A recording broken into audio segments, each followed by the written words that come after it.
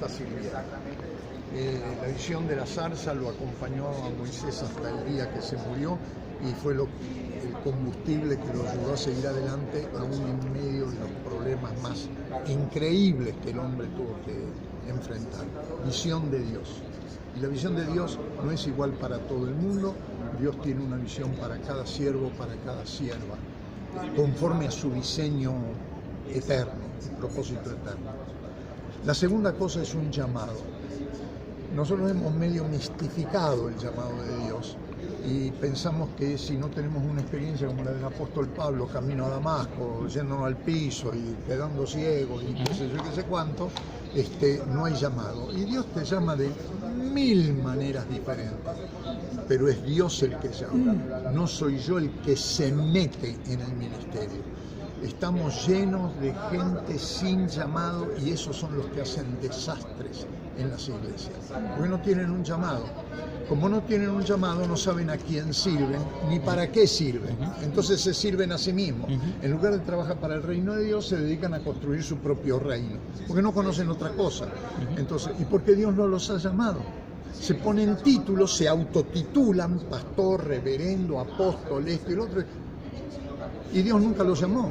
De hecho, en el Evangelio Jesús mismo lo declara, que son gente a las que Él no llamó. Entonces, llamado. El llamado puede venir de 1000 maneras distintas. Algunos lo tienen desde el seno de su madre, otros lo recibieron de niños, otros ya de adultos. En fin, Dios llama como Él se le canta, pero una convicción de que Dios es el que me llamó para cumplir con una tarea. Eso es fundamental para el derrotero de todo el ministerio. Tercero, dones. Lo que dijimos de los dones. Si vos pones una carpintería, aun cuando tenga la visión de construir muebles, esto y lo otro, aun cuando te sientas llamado, vocacionado a ser carpintero, vas a necesitar un serrucho, una garlopa, un cepillo, un taladro, un martillo, una tenaza, etc. Porque sin herramientas, por más que tenga la carpintería, la visión, el llamado a ser carpintero, no vas a poder servir como carpintero, a menos que te dediques a sacar los clavos con los dientes y a atornillar con los dedos. Y eso no funciona, porque terminas lastimado y terminas sin poder hacer nada. Los dones del Espíritu Santo son herramientas de trabajo. Entonces, ¿de dónde voy a sacar la capacidad de exponer la palabra de Dios? Señor, dame profecía. Porque profecía no es otra cosa que comunicar la palabra de Dios. Sea palabra de Dios que sacamos del texto escrito, o sea palabra que Dios nos da por el Espíritu Santo para enfrentar circunstancias particulares, en conformidad con la palabra escrita, como decíamos antes. Entonces necesita los dones. El pastor cumple un papel fundamental como consejero. ¿Con qué sabiduría va a aconsejar? Necesitas palabra de sabiduría. El pastor enfrenta circunstancias que humanamente no puede entender. A veces la gente ni siquiera es clara en lo que dice. Necesitas palabra de conocimiento. La palabra de conocimiento del Espíritu te revela así, ¡pac!, en un segundo qué es lo que está pasando en el corazón de este individuo. Que era el don que tenía Jesús, sabía qué era lo que había en el corazón de sus interlocutores. Entonces, y así, el don de presidir, el don de administrar, el don que haga falta, porque no todos los ministerios pastorales están cortados con la misma tijera, son diferentes. Dones, misión, llamado, dones. El siguiente elemento es capacitación. Fíjate que yo lo pongo en cuarto lugar, podría ir en quinto incluso, capacitación. Es decir, tenés la carpintería, tenés las herramientas, pero tenés que aprender a usarlas. Fíjate esta cicatriz que tengo allí. Me la hice cuando tenía 7 años, usando un serrucho de mi abuelo, y casi me saco el dedo, porque no sabía usar el serrucho. Entonces, la palabra nos dice, que nos anima a trazar bien, dice Reina Valera, trazar bien la palabra de verdad. ¿Cómo va a trazar bien la palabra de verdad si lo que veíamos recién, no podés discernir el contexto o no lo conocés, no tenés la más mínima idea de qué significa esta palabra, de dónde viene, El texto que tenemos en castellano en el antiguo o en el nuevo son traducciones de otras lenguas muy antiguas y lenguas muertas, del hebreo, del arameo, del griego, etcétera, etcétera. Ahora, por supuesto, no todos los pastores tienen que ser eruditos en estas lenguas, pero sí vos tenés que tener un conocimiento instrumental que te permita entender si el verbo original en griego es un presente o es un imperfecto o es un aoristo. No necesitas aprenderte un curso, pero hay una gran diferencia en la traducción. Un aoristo es un tiempo puntual en el pasado, algo que ocurrió y terminó. Pero un imperfecto puede ser un imperfecto mayormente en el pasado o en el presente, pero que señala una acción continua. Cuando la Biblia dice que fuimos salvos, generalmente usa un imperfecto, lo que significa fuimos, somos y seremos salvos. Guarda, teológicamente hay un mundo de diferencia entre mandarlo simplemente al pasado. Y hay muchos evangélicos que cometen graves errores teológicos cuando no entienden el carácter del verbo griego en algunas traducciones. Y entonces dicen, yo fui salvo, ya está, pelito para la vieja, ya tengo mi terrenito guardado en el cielo. Pero la salvación es un proceso, todavía estamos siendo salvos y nuestra redención no está completa, falta nuestra resurrección, es decir, la redención de la carne. Entonces, hay un mundo infinito de cosas que uno puede aprender, además de las cosas prácticas, cómo llevar adelante tal cosa, cómo hacer tal otra, cuál es la mejor manera de hacerlo.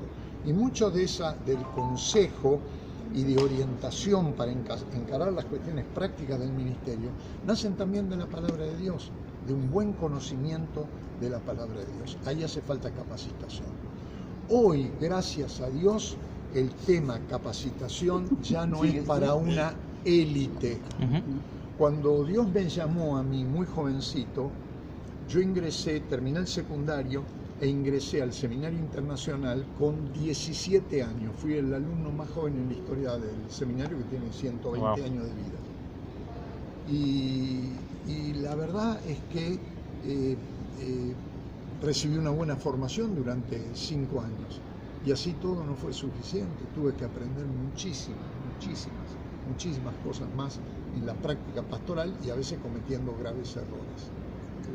Entonces, pero nada más, ¿dónde dice que va a estar? ¿A cierta hora va a estar disponible? Después de almuerzo voy a estar por allí, por el lobby. Okay. Del hotel. Entonces, para buscarlo, porque mi esposa me espera entonces. Vaya, hermano. Vaya mal con la esposa. ¿Y el quinto punto? Y el quinto punto, si me acordara, después de capacitación, no me acuerdo. Pero en realidad eran 6 puntos que toqué. Sí, excelente, sí. Pero gracias. Sí, quizás otra cosa para agregar, y me parece importante, además de esto, es obediencia. Obediencia. No lo entiendo, no sé, pero bajo la cabeza y me largo en obediencia. Me parece absurdo, no me parece la mejor alternativa, pero si Dios lo dice, es cierto, si Él lo promete, lo cumple, y fúmate, ahí va. Pastor, que bueno, una pregunta chiquita. Hace 2 años también estuve en su conferencia de la Reforma. Ajá. Y bueno, aplicamos eso, nosotros trabajamos con adolescentes, pero quisiera saber cómo hacer atractivo, como lo hablábamos hoy. Para ellos es muy complicado la lectura, incluso en sus colegios. Sí. ¿Cómo desarrollar ese amor por la palabra? Sí. Porque nosotros como jóvenes y adultos fundamentados en la palabra la amamos, pero para ellos es muy complicado leer y dejarse formar por eso. Muy buena pregunta. Quizás la primera cosa que se me ocurre, que yo haría es seleccionar una buena versión bíblica. Todas las versiones son buenas, ¿verdad? Todas las versiones son buenas.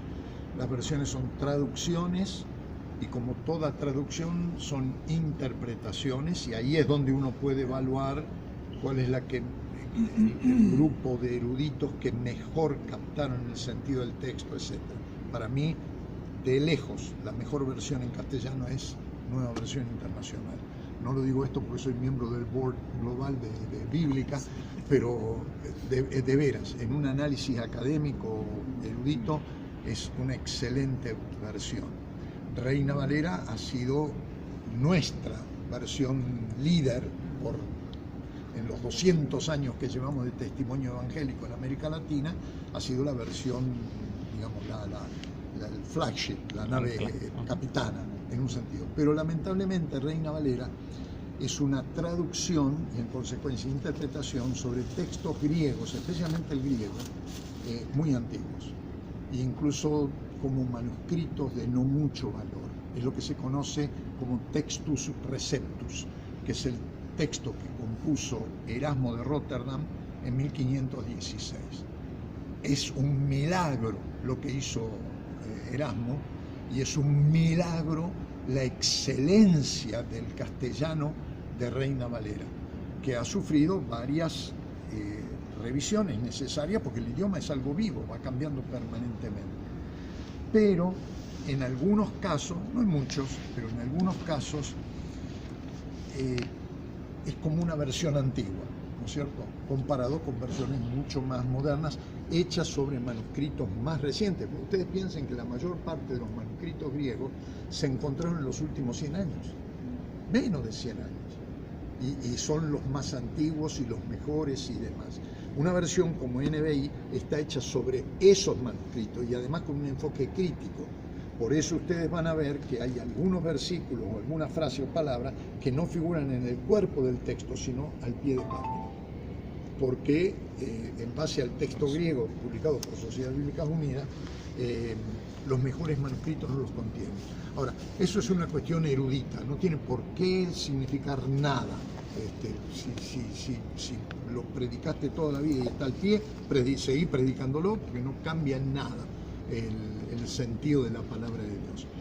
Pero para adolescentes y jóvenes, yo buscaría, y las hay muy buenas, versiones que atraigan al chico como lector, no como erudito. Creo que un pastor necesita una versión o Reina Valera o la NBI, que son versiones de peso, especialmente cuando uno quiere desmenuzar las palabras, el sentido y todo lo demás. Ahí necesita una